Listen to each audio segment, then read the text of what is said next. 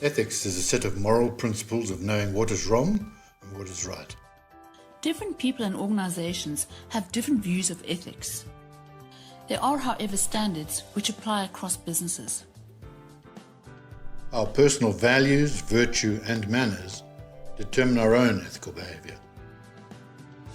Personal values being what we stand for, virtues are our personal qualities, and of course manners being polite and respectful. Businesses need to drive ethical behavior to include things like fair dealing trade, respecting human rights, openness of business practice, sustainable environmental practices, accountability, and anti-bribery and anti-corruption.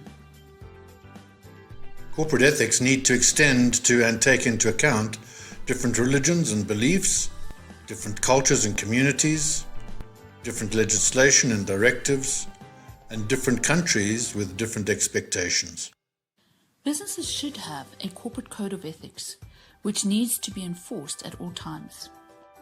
Businesses who apply the code of ethics reap benefits such as accidental breaches of compliance are less likely. Customers and suppliers will want to do business with the company. Being a proactive member of society is a form of good marketing. Everyone in the global supply chain will feel that they are fairly treated. Unethical conduct, on the other hand, can lead to poor relationships with stakeholders who've been badly treated, poor treatment of employees, which will result in high staff turnover, and can also result in a lack of motivation amongst the retained staff, and exposure of unethical conduct may also result in reputational damage. Some signs to watch out for are procurement staff who refuse to delegate tasks or to take leave, perhaps being afraid of being exposed while away. Suppliers who insist on cash payment, not wanting record of monetary transactions is cause for concern.